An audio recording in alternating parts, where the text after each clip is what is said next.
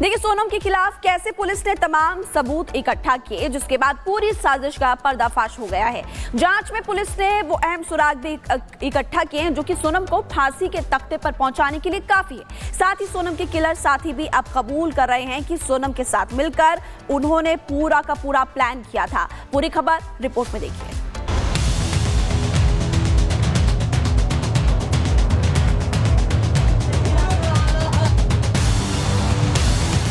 राजा रघुवंशी की लाश बरामद हो चुकी थी। शिलांग से लेकर पूरे देश में हड़कंप मचा था। सवाल उठ रहे थे कि टूरिस्ट पर हमला किया गया तो क्या देश में अब घूमना भी सेफ नहीं। पुलिस जांच पर सवाल थे, लेकिन सोनम लापता थी। शिलांग पुलिस शांति से अपने काम में जुटी थी क्योंकि कई अहम सबूत उसके हाथ लग चुके थे जो बता रहे थे कि सोनम बेवफा है। अचानक सोनम गाजीपुर से सामने आती है। सबूत भी बताते हैं कि सोनम ही इस साजिश की मास्टरमाइंड है।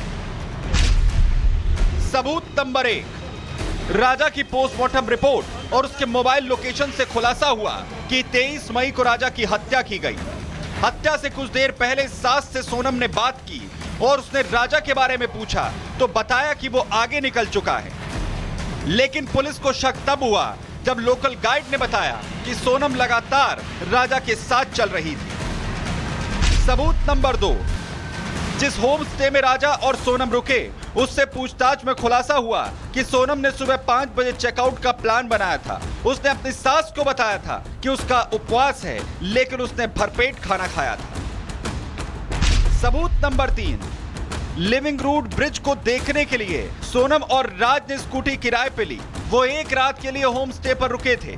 पुलिस को राजा और सोनम का स्कूटी से होटल में पहुंचने का सीसीटीवी मिला, जिसमें सोनम की गतिविधियां संदिग्ध नजर आई। वो लगातार फोन पर मैसेज कर रही थी। सबूत नंबर 4, पुलिस ने सोनम के कॉल डिटेल्स खंगाले, जिसके बाद पता चला कि राज कुशवाहा से सोनम लगातार बात कर रही थी। इसके बाद 23 मई को सोनम का फोन स्विच ऑफ हो गया, लेकिन राज का फोन एक्टिव था। सबूत नंबर 5, कुछ नंबर से लगातार सोनम की बात हो रही थी। पुलिस ये पता लगाने में जुट गई क्या ये नंबर शिलांग में भी एक्टिव थे, जिसके बाद शिलांग पुलिस इंदौर तक पहुंची। सोनम और राजा के सोशल मीडिया अकाउंट्स का भी एनालिसिस किया गया, जिससे पता चला कि राजा ने एक पोस्ट जरूर किया था। देखिए, ऑपरेशन हनीमून के तहत हमने जब जांच की तो हमारे पास काफ़ी तरीके के सबूत निकल कर आए। अब वो पर्याप्त अपर्याप्त ये न्यायालय का काम है उसको डिसाइड करना। बट हाँ, जहाँ तक हमारी जांच गई है हमारे पास पुख्ता सबूत हैं कि हम इन 5 को अभी इस क्राइम से लिंक कर सकते हैं।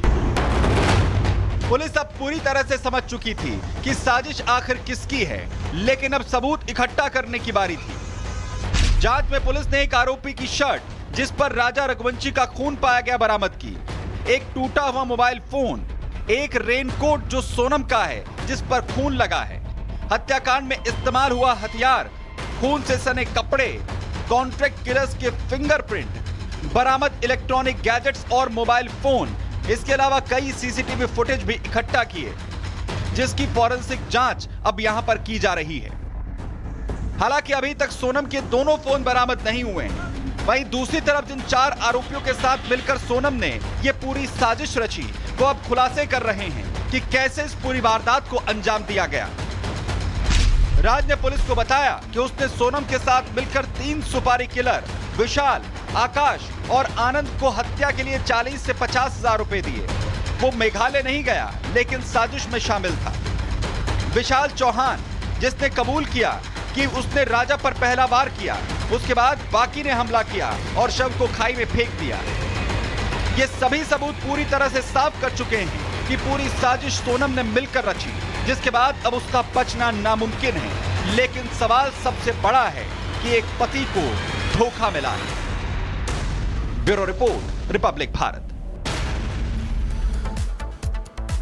तो ये तमाम सबूत थे जो ये बताते हैं कि कैसे सोनम ने इस पूरे हत्याकांड की साजिश रची। लेकिन एक सवाल अभी भी सभी के जहन में जिंदा है कि आखिर जब सोनम को राजा का कत्ल ही करना था तो उसने राजा से कुछ ही दिन पहले शादी क्यों की और सोनम ने इस शादी को लेकर इनकार क्यों नहीं किया। साथ ही राजा की कुंडली देखने वाले पंडित ने भी इस बात का जिक्र किया है कि इस पूरे मामले में एक लड़की का हाथ और भी शामिल है। वो लड़की लड़की आखिर कौन हो सकती है और इस दूसरी लड़की का यह एंगल क्या है, अपनी इस रिपोर्ट में आपको बहुत विस्तार से बताएंगे।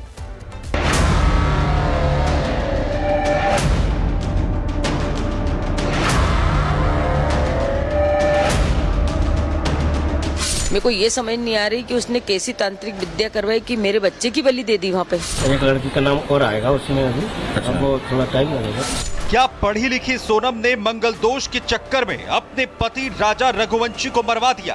क्या ये महज हत्या है या इसके पीछे छुपी है तंत्र मंत्र की साजिश? क्या राजा के मर्डर के पीछे छुपा था काला खेल?